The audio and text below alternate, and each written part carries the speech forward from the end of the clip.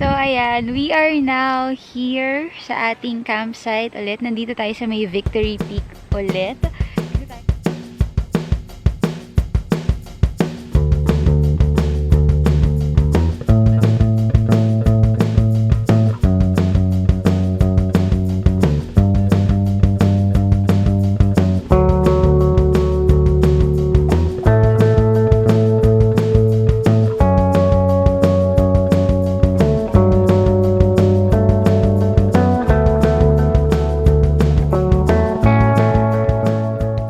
So, ito yung napili namin na spot kung saan kami magtatayo ng tent. Meron dito nakalagay na upuan. Tapos, ayan yung mga gamit namin. Tapos, ayan yung driver ko.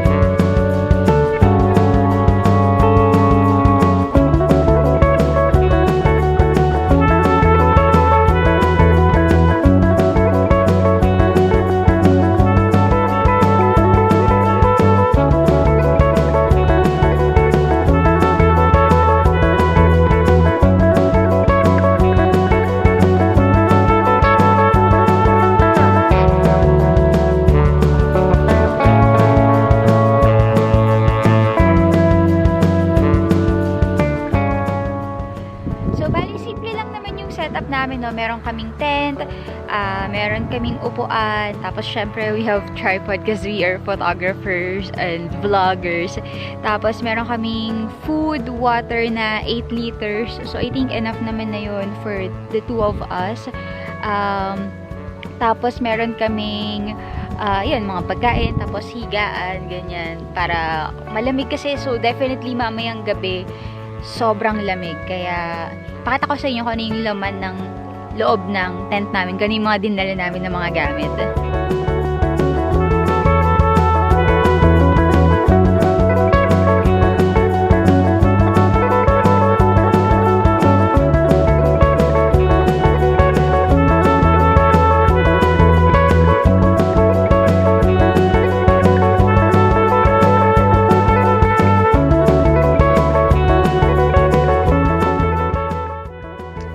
So, this will be our room for the next 24 hours.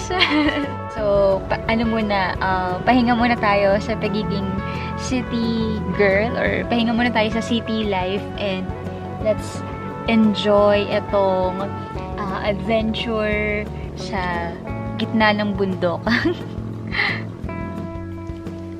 Guys, flex ko lang pala tong pantalon ko. Yung pants ko na nagiging short. O, diba? Ayan. So, ito, as you can see, ayan, meron lang siyang zipper para matanggal mo yung kalahati. Tanggalin natin. Oh, diba? Ayan na siya. Ayan, o, diba? Para nang manananggal yung pants ko. So, meron na akong short. Kakabit na lang ulit kapag malamig or madami ng insekto. So, dito sa campsite na to, sa Victory Peak, hindi to pwede sa mga pabebe na campers. Kasi, wala silang ibang amenities na ino-offer. Also, wala ding kuryente dito. Alam ko, pwede kayong makicharge dun sa caretaker ng gadgets ninyo. Tapos, magbabayad lang kayo per charge ata ng gadget. Pwede rin naman kayo magdala ng power bank. Pero, ayun nga, wala kayong ibang amenities na makukuha dito sa area na to. So, manage your expectation.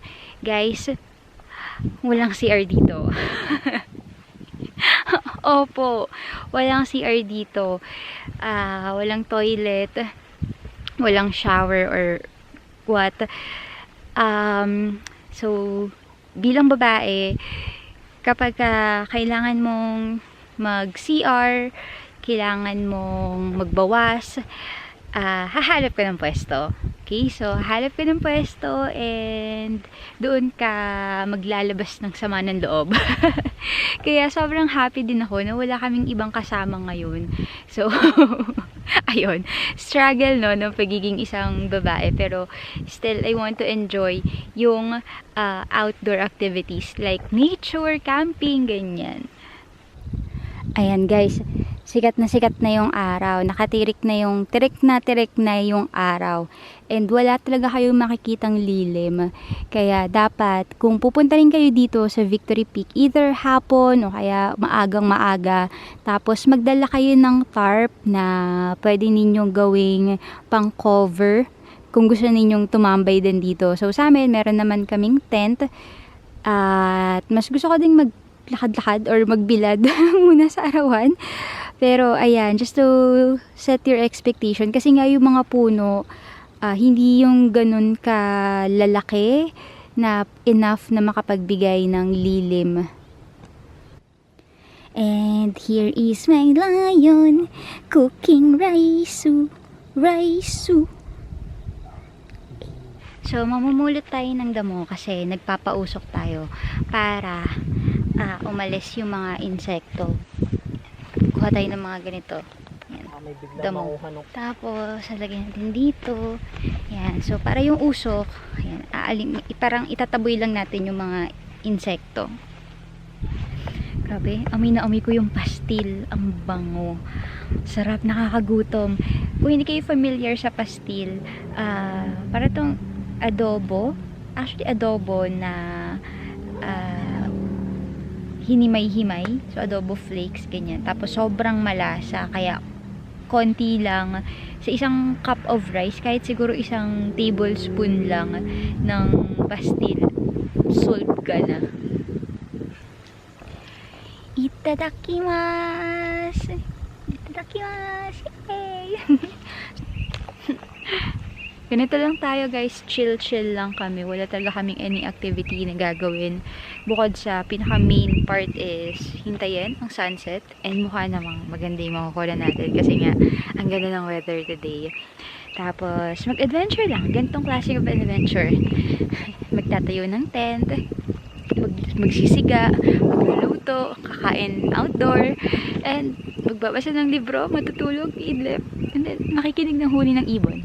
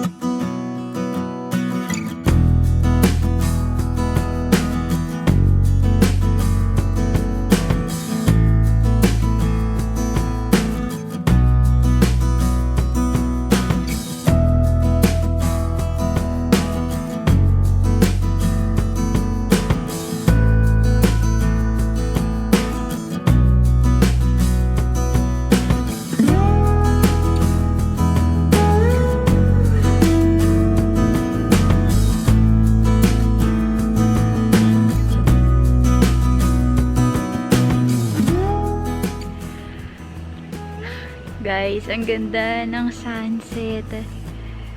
Ay, maula pero ayun nga, yung makita mo na nag-change yung kulay ng kalangitan. Tapos meron kang view ng Sierra Madre. Wow. Tapos ang lamig pa. Ay. So, after namin manood ng sunset, magpapausok muna kami. Tapos magluluto na rin kami ng dinner dahil nga medyo umaambon na or yung hamog papunta na dito. So, sana bago tuluyang dumilim, makapag-dinner na kami. So, ayan guys, umuulan or umaambon. Kaya ako yung nandito sa loob. Tapos sila yun yung nagluluto sa labas, no?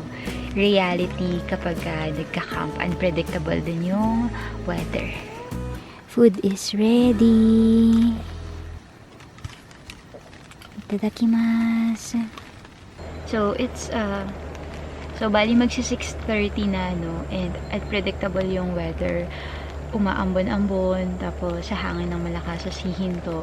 So, ako yung nakatoka na. Dito na lang muna sa loob ng tent. And then sila yun, nagpapakulo na siya ng tubig sa labas para makapag-kape. So, breakfast. Here, breakfast. Kape. Ito yung kape. And then, we have ramen. Diba? So, yan. Breakfast for today's video dito sa may Victory Peak. Meron din pala kaming, diba? Meron din kami, ito, eggs. Diba? Nilagang itlog. Nilaga na namin to sa bahay. So, yan yung agahan namin. Tapos, pagkatapos namin kumain ng breakfast, sana merong sea of clouds. Tapos, pack up. Uwi na. Target namin siguro makauwi kami or makaalis kami dito ng before 12 noon. Tapos, yun, yung lunch sa bahay na. Yun lang. If you haven't tried camping, you should try. Kahit once lang. Kahit doon ka mag-try sa yung may mga tent na nakaset up, yung hindi ka masyadong hindi ka masyadong mahihirapan. So, try to be adventurous. Try outdoor activities. No? Siguro yung sa amin yung camping style namin is hindi kami more of the aesthetic side, diba? Wala kaming dalawang upuan na dito wala kaming magandang tent, na malaking tent, diba? Very basic kasi mas priority namin yung photography side, no? Yung makapture yung moment, yung view. And sa pagkain naman, hindi rin ganun ka aesthetic yung mga dala naming food, no? Minsan kapag nagka-camp kami, bumibili lang kami ng lutong ulam. Tapos iinitin namin, kaya kasi may dala naman kaming lutuan. So hindi kami nagdadala ng mga fresh meat kasi mahihirapan kami, no? So ayun, tapos ngayon, baon namin is yung niluto nila yun na pastil. So sa bahay, yun yung ulam. So, binaon na din namin. Tapos, nilagang itlog. Tapos, instant noodles. Ayan. So, very simple. Tapos, tubig. Yun talaga yung pinaka-importante, water. No? So, meron kaming 8 liters. And so far, hindi naman namin naubos yung 8 liters. So, magsusurvive na. Good for 2. Ganda na Sierra Madre. Thank you for watching. See you on our next adventure.